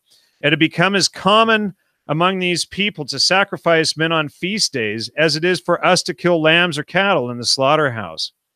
I am not exaggerating. There were days, and this is why they had to omit the entire first paragraph here, because he says, I am not exaggerating. So that didn't fit with Wasson's storyline. There were days in which 2,000, 3,000, 5,000, or 8,000 men were sacrificed. Their flesh was eaten, and the banquet was prepared with it after the hearts had been offered to the devil. Okay, here's the adrenochrome, right? And when the sacrifice was finished and the steps of the courtyard were bathed in human blood, everyone went to eat raw mushrooms. With this food, they went out of their minds and were in a worse state than if they had drunk a great quantity of wine. They became so inebriated and witless that many of them took their own lives with their own hands. Under the strong influence of these mushrooms, and I might add adrenochrome, they saw visions and had revelations about the future, since the devil spoke to them in their drunken madness. Wow. That's quite a quote. So, it's like, you know, I get all these knuckleheads, and every one of them thinks that their attack on me is original. Then I never heard this. Oh, the CIA, you know, mushrooms are older than the CIA. Therefore, Jan Irvin, you're crazy. I mean, every knucklehead repeats that to me, and I've heard that same comment probably over 1,000 times. But you know, if you go back to the Lucinian mysteries, all of these, when you understand that the drugs cause hypersuggestion, it becomes totally different, and you see these things in a new perspective, and not this, you know, pseudo spiritual experience. You know, being high on drugs doesn't bring you to logos or truth. And Wasson, in his book Mushrooms, Russia, and History, Volume 2, he tries to spin it that the word was actually the drug high. And when you know, look in Strong's Concordance, and you jump. yeah, and you know, all you have to do is you look up in you know, and I can even show it on screen here probably. If you look up in Strong's Concordance and look up like John, I'm just going to show it here. It'll be easier. I'll just load my Bible software here, and I'm just going to show John 1 here. And let's pull up the King James Version with Strong's Concordances. Let me share this. There, hopefully this works properly again. Let's see if I can do this right. All right, so here we go. Hopefully that starts sharing. And so we're going to go to John here, and we're going to go to John 1 through, is that, there it goes, yeah. So John 1, and so we can see the word here. And so we can see that that comes up logos, all right, like logos media. All right, so that is mental faculty, subject of discourse, okay, and then it's just going on here, divine expression, that is Christ, account, cause, communication, doctrine, frame, intent, manner, mouth, preaching, question, reason, right there, you know, speech, talk, a thing. So, you know, and when you go through John 1, you can see that it's also discussing truth, like the truth of the light of truth, full of grace and truth here. All of this is about the word and what it means, and exposing the darkness. That was the true light. You know, so it's talking about the light of truth, and the lies are darkness. That's Satanism. So it's about the light of truth. And so when we understand what this is, we can see how Wasson and these guys were trying to spin it. And in my article, Entheogens, What's in a Name, I actually show in that article how they were, Wasson and Aldous Huxley, and Leary for that matter, were competing for the position of Satan. You know, and, you know, when you look at, if you do a comparison, say, of Aleister Crowley and Aldous Huxley, Huxley had him beat by a million miles as far as the most evil person on the planet. Just, you know, absolutely crazy how much, you know, this says somebody, oh, Michelle is saying, Jan, you need to tell everyone at the WikiLeaks drop about the witch trials as well. Yeah, I did a whole series. I was writing a book with my soon-to-be an old wife about Salem, and it was amazing research, but that all went extremely south, and I had to bail on that situation. But, you know, so, you know, the research on Salem, if people want to check my channels, I have that uploaded on the channels, and it's amazing research up there. Well, you go ahead. Just before I lose sight of it, the logos connection finally clicked with the most recent thing where you were connecting with light, and my individual breakdown, and I guess where I've just been butting heads with these people for years now, is so many of them think in terms of good and bad, and of course it's like this objective good, like, or subjective good, like, no, it's objective good. It's literally in truth. That's what it should be. That's what truth should be, is objective. But I think that it's easier to get to what's objectively good if you stop focusing on good bad. Like, pot has some good benefits. The way that I typically break things down is strength and weakness. And every instance where I look at this drug culture, where I look at people who go into the DMT realm, people who pick up a Vice magazine article like I did in 2013, they're not doing it out of strength. they're not doing it because they have all the answers and they have the love of Jesus and it's just an extra thing. So many people get into these cultures out of weakness. So when you mention even the most powerful people who are part of this deception, it's clear to me that there's a spiritual aspect that kicks in that is ultimately a reflection of their weakness. So even if we say that they're strong individuals or they're popular or influential like Joe Rogan is, it's still a reflection of his weakness. You know, the true strength is in emotional strength. It's connecting to God through the truth. And this is where the logos comes in. And that's where I have such a disconnect with so many people, because when it comes to emotional strength, I find by and large, many of them are emotionally repressing something, stuffing things down. They are accepting and embracing a type of weakness. Maybe it's unforgiveness. Maybe it's unbelief. I don't know. But everything what you've been talking about with light and logos and God is the word, for me, it really resonates when we talk about somebody who's weak or somebody who's strong, you know. And why is our culture so hung up on the exterior strength or control, you know? And somebody brought up in the chat earlier that all these podcasters are either comedians or fighters, you know, and that again speaks to that message of somebody who maintains control on a stage or maintains control in an arena. But we're not talking about self-realized men who have found God by any means. Matthew North wanted me to mention one name to you, and if you want to, you know, get around to it later, you know, and could we post the donation link in your chat? I tried to post it, but it won't let me. I don't know if are you in my chat? I just tried right then. I don't know if you can accept it or if it totally blocks it. I'm looking for your name. Are you in our live chat? Yeah, I'm in the chat here. Oops. Oh, our chat. Okay. Yeah, your chat. Sorry. But anyway, I forgot it was on your channel because I can't take even super chats or anything now because they got my stuff all shut down.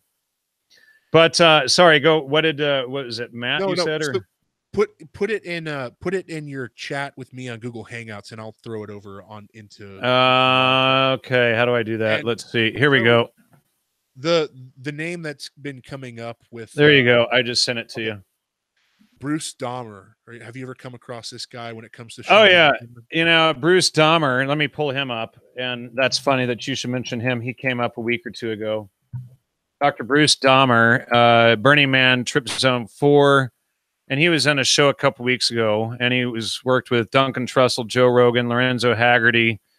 He's the one that came out with the clip about Terrence McKenna admitting that he hadn't done mushrooms in years because he had gotten such a bad trip from it.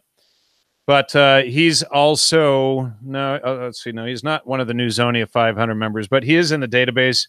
I do need to flush him out a bit more. In the Burning Man series, we did flush him out, but, you know, that's a whole other issue. But Bruce Dahmer does need a good flushing out. He is connected to Intel as far as I'm concerned, as far as I know. I think he's Department of Defense or something like that. Yeah, Matt shared clips with me, and he's actually come up with some of those diagrams when it comes to like space travel, like, you know, satellites, and he's involved with AI programming, and there's actually a really interesting conversation he had with Joe, again, where Joe's world was like being dashed to pieces because Bruce was telling him that a lot of what we imagine is possible with artificial intelligence, that we're nowhere near realizing it. And Joe just kept trying. He's like, but you can imagine, you know, 10 years from now, 20 years from now.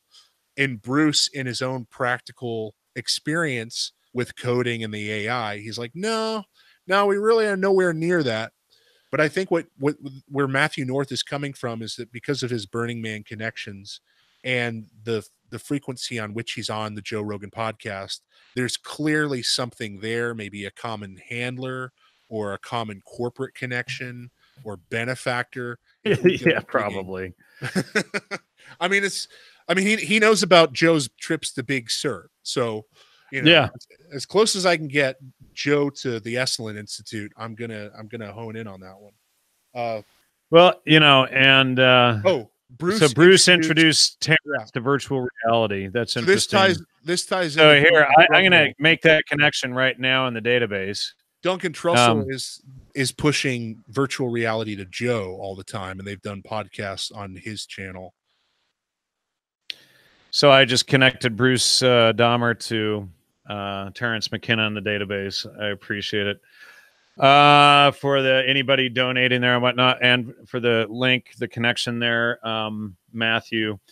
But yeah, you know, Matthew, anything you get like that, please also send it to me and I'll get it into the database. Sometimes it might take me a while to get to it because I get a lot of emails at times, and some of them are like an hour, 2 hour, 3 hour documentaries, and you're trying to get through them all, and it's like, Yeah. But, you know, sometimes it takes me a year to get caught up on emails and stuff. It's not that I'm putting you off. It's just I get overwhelmed trying to go through all the research and citations and not having somebody to help with that. So, you know, one thing I wanted to mention, too, with regard to Logos is that the Trivium method is really essential, you know, and I've been putting that out for almost a decade. A guy by the name of Gino Denning came on my show in October 2009. We've been putting it out since then, but that's really key. And when you go through it and then you start looking at the Bible, especially the New Testament, it really becomes so clear what it's all about. And, you know, interestingly, the logo for the Trivium method is the same as the Holy Trinity, and with truth in the center, as God cannot lie, Jesus is the way, the truth, the life, the Satan is the father of all lies type of thing. And so when you start going through all of that and making the connections, you know, it really hones in on, you know, it's like the Trivium shows you how to find truth. Jesus shows you how to live in truth. The Old Testament is kind of what happens and when you fall into the laws of man. And, you know, it just kind of grows through this whole process. And just, you know, learning to follow truth and live in truth in general. Yeah. Well, and how do you, okay, so looking at a roadmap ahead, and I know you're in for the long haul, you've made this commitment. We'll see if the spiritual attacks and the financial attacks, if they become more increasing after this. But I think people already knew. Yeah. People already knew. I mean, once I covered, that was actually really suspicious, I think, because I covered InfoWars and my video of you stayed up. Yours got taken down. But I think what terrifies them is when two people come in agreement with each other, you and Alex coming to agreement with each other on the issue of the truth. And one of the premises that's crucial for them to bring in this deception, they're keeping people under a spell. It's no shock to me that you weren't allowed to keep your video up or that you weren't allowed to keep your channel up, and that Silicon Valley is being live feed. Yeah. Your live feed ability. My Twitter is currently shut down, and they claim that they're looking at it. It's like the hypocrisy of it and the double standard.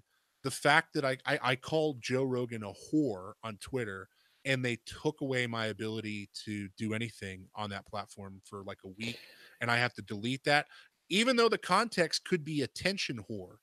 So I don't know how calling somebody a whore like qualifies as harassment. Well, it's like, you know, Joe Rogan to you know, Dorsey, yeah, Jack Dorsey. Jack, you know, this guy's harassing me, take his channel down. You know, Buddy over at YouTube, or, you know, or maybe himself, shut down Jan Irvin's, you know, pull this video down, shut down his live feed, whatever. You know, my Twitter account, you know, and I only have like 3,000 people, 2,800 people on there, but it's clearly shadow banned. Right. You know, and, you know, I'll post something up and it gets like 1 or 2 or 3 views, and it's like, oh, come on, you know, there's supposed to be 3,000 people. You should get more traction than that. But do you know that I was in Austin, Texas at the convention center when Twitter was like announced and introduced and invented? And isn't that suspicious that South by Southwest, the music and film and tech festival, just came out in this real big way, and all the blogosphere picked up this thing and artificially inflated it at South by Southwest of all places. And now it's so much bigger than the Laurel Canyon thing with Jim Morrison. Is Twitter is where all the hip and trendy cool kids are sitting in the cafe on their MacBook Pros. Who would ever think that that would be where the brave new world? Yeah, yeah, well put, you know, and that's of course Aldous Huxley again. Yeah. But you know, I could never stand Twitter because, you know, and before it used to be like 10 or 15 words or whatever, and then they lengthened that to like 80 words or something, but or 40. But you know, I can't even get my thoughts into, you know, it's like, okay, I got to delete this word and shorten it over here and try and squeeze it down, and you know, so it's this soundbite mentality where it's truncating your thoughts. The only way you can the only way you can get a full thought in there is if you write it out in something else, take an image of it, and then post the image, you know. In addition to that dynamic, who are the people who gravitate to that medium over other mediums are the superficial people who only need 140 characters or are just yapping back and forth to each other. So it's like this acceleration curve of this is where the control mechanism is coming from. Not only is it a limited platform, but it's a certain niche market within the world that's decided this is the place where we're going to have this conversation. And Joe Rogan himself pointed out that stand-up comedians really took to the platform because they could craft their material, but that's about the only craft that you could say is benefiting. It's not like songwriters are really thankful for Twitter or authors or, you know, it's really superficial people just barking back and forth at each other. And they added a class system, even with the number of characters. Social influencers like Joe, if he wanted to, could now type 240 characters, and the rest of us are part of like a peasant class where we're still restricted to the old standard. And now they're going to go even further with newspeak and bringing that in, and people are okay with that, or they're not standing up against that, and the deplatforming is going to continue. Your mic's getting a little quiet there again. There you go. Yeah, I mean, these are just thoughts as we're talking. That why Jack Dorsey and why Twitter? Well, it's like it's carving a certain part of the population that's more superficial and deals with things in a superficial way. I just want to throw that out there. Yeah, well said. Yeah. I mean, you know, I've been impressed with the couple of shows I've seen you put out and your analyses and things like that. And I'll lose you at some point. I'll say something that's just totally wacko and I'll lose you. A lot of people know me for like human cloning disclosure, so that's a whole other ballpark. But yeah, I'm glad we've connected, and I'm definitely thrilled that maybe from this, maybe another YouTuber would be emboldened to host you on their show and get the word of mouth going. Yeah, you know, it's interesting. I used to get interviews about once a week, and when you start cranking out all this stuff, all of a sudden, you know, it's like they sent out a memo to everybody, don't have Jan Irvin on the show. I was even on Coast to Coast AM once, you know. Well, I'd be careful. I'd be careful just with a wide brush, because what I find is that when a big move is made, you and Alex making these claims, there's also like this evaluation period where everybody kind of steps back and they look towards the center of the circle. Nobody wants to be the first, and they just want to see what direction it goes. And I think we've been in that type of period where people are just feeling it out. And maybe now that I've gone, maybe somebody, you know, maybe somebody else will reach out to you and they'll say, no, here's the direction that it's going. But there have been some people who have gone the opposite direction. Is there any of those people that you want to isolate and point out, like for instance the We Are Change guys, or do you want to stick away from the I don't want to name call it anybody. I mean, you know, it's like, you know, I'll just say do it. All right. So right after, during this whole fiasco, Jason Burmis and Luke Radowski came out saying, you know, that there was no evidence of the CIA being behind MKUltra and the psychedelic movement. That's totally 100% false. I've entirely proved it. I've done over 100 shows proving it. I've got articles on my website with all the primary documentation to prove it. And, none of these people will address my actual research. They have to sidestep it, or my name. They have to sidestep, they'll talk about the topic, but they will not mention my name. It's just, and Alex Jones being brave enough to bring it out, I've gotten attacked relentlessly for going on his show. Oh, he's a Zionist shill, and how dare you go on a Zionist shill show? It really is that logical? Is that using your brain? So I shouldn't get the message out to 100 or 200,000 people in an hour and a half, and I should keep it limited to my audience and not spread it out to tens of thousands of other people. And I shouldn't, maybe help some kids who are thinking about doing ayahuasca or DMT or mushrooms, or are in it, and then they hear my show and they go, wow. And I actually heard from a number of people who said, wow, I heard you on Alex Jones. It makes so much sense. I get it now, and got free from it. And that's the point. If I save one person from that MK Ultra BS, that's worth it. And, I don't care if they want to call me a Zionist shill or whatever. And it's the same with, Lloyd DeYoung and I doing this series we're doing right now on Islam. You're only allowed to focus on Zionism and Israel. And if you start exposing all the havoc going on in Israel or with Islam, it's the same thing. Constant attacks, name calling, all the most childish nonsense that you can, think of. And it's like, look, it's not just one, or it's not just the other. Look at both. It can be also and. We need to focus on both issues. Well, and then there's the Hegelian dialectic. Just the Hegelian dialectic in itself is crafted. And there's the Jesuit issue too. It's not like, I've done my podcast for 10 years and I'll get these knuckleheads out. You don't cover Zionism. It's like, who did Eustace Mullins' last interview before he died? Me. Nobody else did. I did his last interview before he died. Oh, no. And people have the attention span of a goldfish, and it's now the low information viewers. Because of that mentality, people are now coming up and they're just making Zionism their only issue. And it's just their brand. And now because they mentioned the one topic that the person cares about, now they don't have a well-rounded diet, and they're just hanging off the deep end, and they're completely open for all the gatekeeping tactics. They could have a false flag, and they could put that person on the mainstream news as an active shooter, and we're all exposed because these low information people who aren't thinking like, I'm going to look at the marketplace. I'm going to see what everybody else is doing, and I'm going to figure out what's our weak spot right now. What are people not talking about? Right.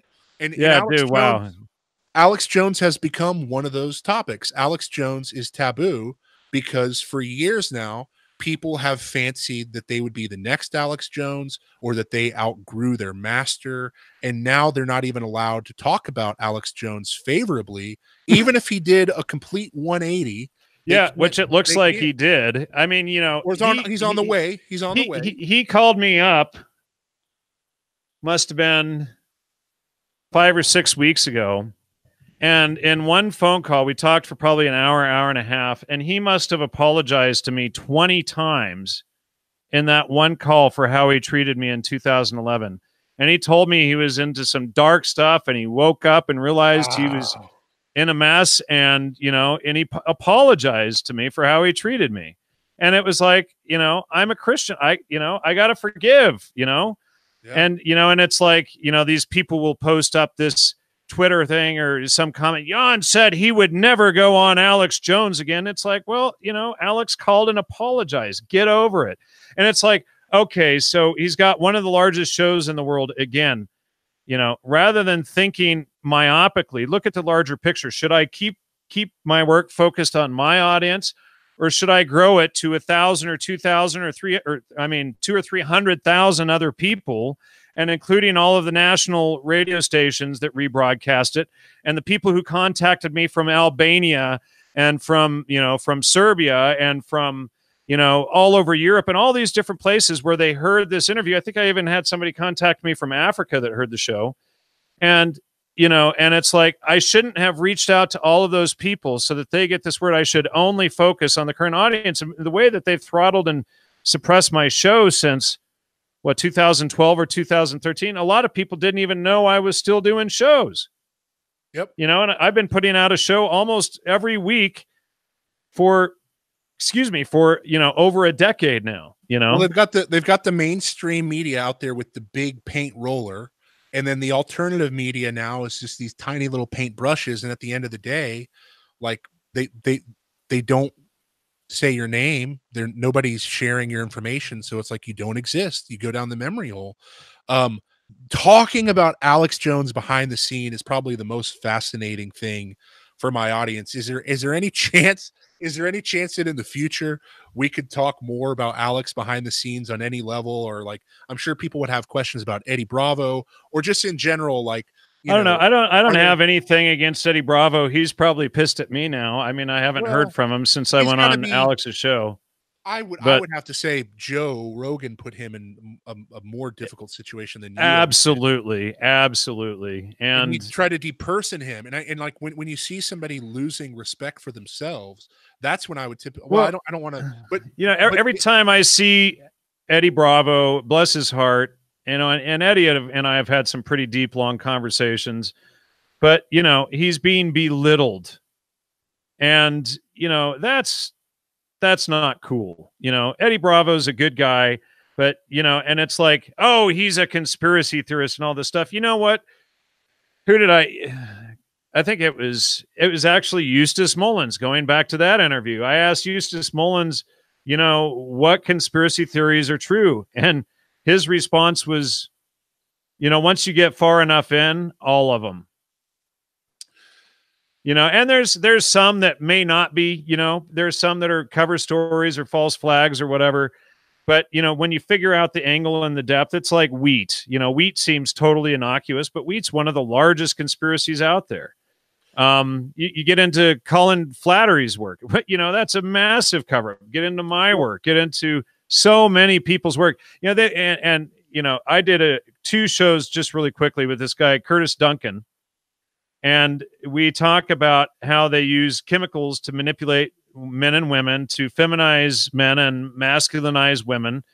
And we've pulled up the research on frogs and everything, and they just go on and on attacking Alex Jones about this frog issue. And if you actually spend, they're just repeaters. That's 10 minutes looking into it, you find that there is actually medical evidence that backs this stuff up. But if you bring it up, oh, you're a wild conspiracy theorist, Well, David Pakman did. And actually, Miss Ostrich, just really quick, Miss Ostrich just nailed one point. Wheat can cause schizophrenia. That is absolutely 100% true. And, do a few minutes research. It's right on the U.S. government's, is it Food and Drug Administration or I forget which website, but you can pull the information straight off the U.S. government's website that it can lead to schizophrenia. Eczema, psoriasis, schizophrenia, IBS, obesity, heart disease. There's like at least 40 different diseases that wheat is directly associated with. Anyway, go ahead. Sorry. Oh, I can't remember. Well, okay. I think the point that I was going to make was that when people watch the Fighter Companion on Joe Rogan, it's a fair bet that all 4 people are being compensated something by the sponsors. So Eddie, like clearly Eddie Bravo's in a tough situation when he goes onto that show.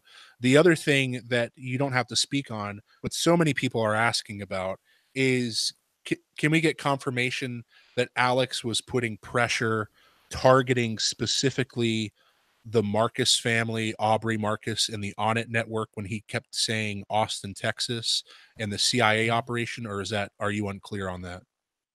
Sorry, I was just responding to someone. Can you repeat that, please?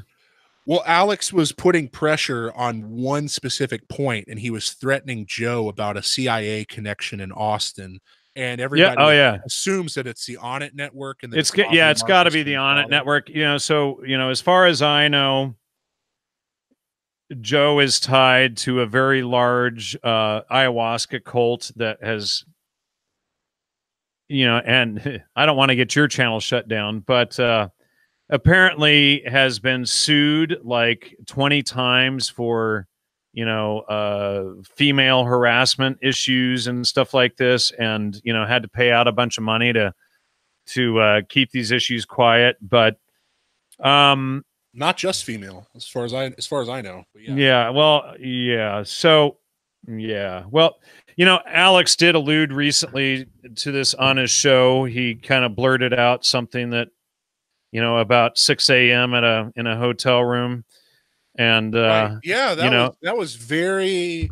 That tells me that any dark secrets that Alex has, he's willing to go the gamut on it. It's like it's almost like I see it as like a challenge to Joe of like I'm willing to open up, man. You know, you go first because I want to get all the dark stuff out there, and I'm just like I wonder what it's going to be. Right. yeah, you know. You don't have to go Wow. into that. You don't have Yeah, to go. I Don't know a go into lot any of that. more. Yeah, I know a You lot. have personal connections with these guys. Right. I know a lot more, and you know, it's like you know, switch hitters or whatever. I don't know, but you know, there's a lot of people punching up at Joe Rogan right now, so I'm sure some stuff will come out. It's just a question of what and when. And you know, Alex, my hope is that his primary attack is going to be your information. That might not necessarily be the case. Yeah, I think I agree with you. I think it might be, but I think my research is the hot button that everybody is avoiding right now. The CIA does not want my work coming out because, you know, that's Google, YouTube, that's, you know, Burning Man, that's, you know, that's their baby, man. They've had that cover up going since 1953. You know, and when they launched the MK Ultra program, what, May 13, 1953. But you know, I've gone in and I've exposed that whole program. And if my research goes viral on that, they are really in for it, you know. And, you know, some of the videos that I've put out, like I put out a video in 2014, Psychedelic Intelligence. It's kind of a recap of a lot of my interviews exposing all of this. Oh, great. And, you know, and that one got pretty far. It got over 100,000 views, but you can still see that even that got throttled, you know. But, you know, what's interesting is I'll see my shows downloaded and uploaded on another channel. And on my channel, they get 3, 4, 8,000 views tops. Somebody else uploads it, puts on another title. Boom. In a couple of weeks, it'll get 80, 90, 100,000 views. Yeah. The algorithm. Yeah. Yeah. And the algorithm. Great. I will say this though. Like I kind of like being this small because we stay under the radar, except talking to you now, I think is kind of tipping the tide. I've really enjoyed just kind of being in a corner to myself and commentating on all these big hitters. But now talking to you, and if I end up talking to anybody else, like I'm getting contacted from these mainstream journalists now, I'm like, well, hold on a second. Yeah. Well, they're not touching me at all. They don't want to talk to me. Well, and I have a pretty good idea why, right? So I think it's the thing is to bear hug what's important, and that's the information that they don't want out there. And you know, they always come around with charm, and they come around with these seductions just because they want to keep you under control. So absolutely. And see, yes. So you're going through, they're trying to bring you into the courtship that I went through early on. And then, you know, if you stick to Christ and God and truth, and they realize they can't buy you out, then they'll turn on you real fast. Honestly, I think what I'm going to get, I'm going to get a couple of feelers just to see how much influence they could have, but I don't think I'm going to get any deal. I don't think there's going to be any sort of offer. I think that the logic is you can't derail a train without riding a horse up alongside it first. So they're not going to come in and tell you that they hate you. They come in and they sweet talk you and they charm you. So just for all my friends out there, for all my like live chat friends, just know that it's going to be a difficult time getting me on a one-to-one or private basis because what Jan and Alex did was so monumental. And because well, just because you committed, like, right? Like commitment is a big thing. You've been sitting around probably waiting to do this. Alex took it to a whole other level right at the right time where free speech was being debated. So even people like Jimmy Dore had to take notice. I'm sure of it. So everybody's sitting back and they're evaluating and they want to see which side of the fence this falls on. If you're out there and you want to claim a little piece of your kingdom in heaven. I don't like to think of it in those terms. I guarantee you this is just hitting Satan's kingdom with a giant baseball bat and just shattering every illusion that he had. Why does the Bible open with a warning about this stuff? I mean, seriously, Genesis 3, right out there. Don't eat the fruit of the tree, causes the fall. And then Huxley and Leary are just laughing and laughing about, using illegal drugs to recreate the fall. I mean, I've got it. Look up my Entheogens, What's in a Name article. Read that one. I break down the whole marketing ploy and them bragging about using this and then showing their arguments, how they're actually, like Gordon Wasson's whole May 13, 1953 Life magazine article, Seeking the Magic Mushroom. In there, he does a description of his walk in the woods with his wife and all this stuff. And when you look at it, all he had to do was put in a snake in the story and everybody would have realized that it was the Genesis story. So they didn't put a snake in it. They just, left they left that one little piece out. But when you compare the stories, it's like, oh, he's actually trying to claim the Genesis story here, Genesis 3. Well, we haven't talked about this connection either. I would not surprise me if you were highly informed on this, but I go to the book of Revelation where it says the smoke will rise from the pit, and I like a couple of live streams back, I couldn't help but think about depression. Depression is like, I'm not saying that there's not a physical pit. The Bible has onion layers like that, but when you think about how people turn to drugs as a way of masking all of these problems like depression, there literally is like smoke rising from the pit on this issue. So many people turning to, whether it's pot or DMT or all of these different drugs.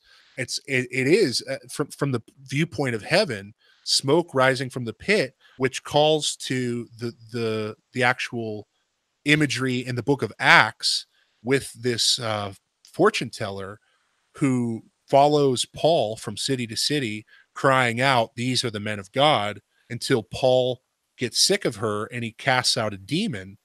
And that woman, her background is that she was one of the oracles or something like an oracle at the temple of Delphi, which has smoke rising from a pit as well, which is where like Apollo challenged Gaia.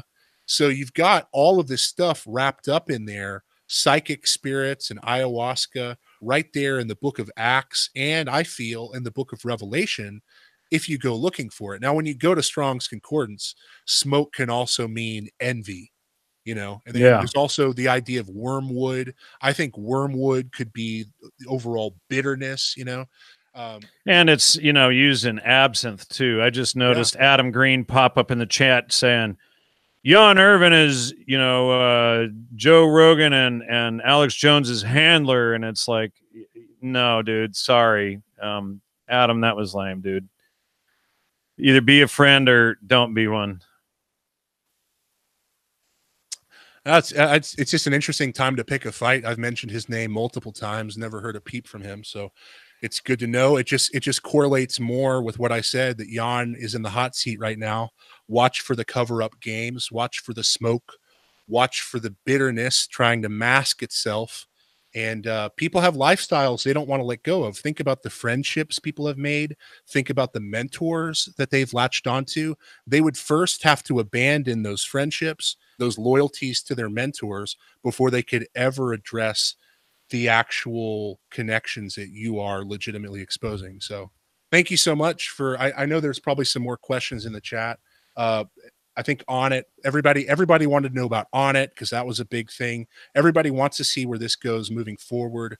I will say that now that there's actually contact between anybody who's been on InfoWars, which I've never had before, I think it's only natural that paranoia and suspicion starts happening. So if people have questions about how me and Jan hooked up, go ahead. Yeah, well, you did the discussion of my interview live, and then somebody was sending messages to me and saying how trolls and stuff were trolling you about me for doing it. And, it's just in general, just know that's the way it's going to, like, I do have ambitions of not cornering Alex, but having contact with Alex. I have hit Yeah. up Rob Dew repeatedly. People know that I used to troll the InfoWars staff during Pizzagate. If I get the opportunity, I will take it. Adam has had the opportunity. He's been on Owen Schroyer's show. I would love to have that level of transparency. I'd love to have that level of openness and being broadcast everywhere. So if I do get that opportunity, like you, I will 100% take it. Zionist Absolutely. or no. Not. But yeah. I agree with you. And let me just subscribe. Well, let me just say one more thing here before we wrap this up, you know, and people want to call me a shill or whatever, you know, for going on a show. And I've heard all this stuff, but you know, here's the thing is I put out the trivia method almost 10 years ago. Why would I put out the very method people could use to expose me as a fraud if my work wasn't legit? The reason why it's out there is so that people can go line by line through my work so that they can learn how to fact check my research. You know, if there is an error, show it, present it. And if not, you know, take it for what it is. But, you know, the trivia method is how you find truth. It's how you find certainty with any information. So again, why would I put out the method to debunk myself if I took the money? That makes no sense. Study the trivium, go into the database that we were showing tonight. It's on the website, BrainDB, right up at the top of the website. Study it, spend days, weeks in there. And you know, check the citations. It's not all just a Wikipedia. They're not all guilt by association like Rogan and Dennis McKenna or whomever said. Go through, check the citations, spend time in there, and eventually you'll see how this stuff all connects, and you'll understand how the intelligence community works. But you've got to learn how to think. Don't go by, you know, what people tell you to think. Learn how to think.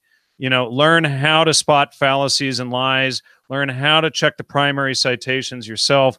You know, if I make a claim, look it up. If I made a mistake somewhere, send it to me and correct me. Don't say, oh, your work is wrong because of this one citation. Show us how it's wrong, present it, and we'll correct it if we have an error. So far in like 8 years, nobody's actually been able to show me any real errors in my work on MKUltra, you know, and social engineering. So just show us the research. We'll correct it if there's a mistake. If you're wrong, we'll show you how you're wrong. And I get people all the time who try to correct me and haven't even really studied my work. I had a PhD this week out of Stanford contact me trying to correct me, for God's sake, you know?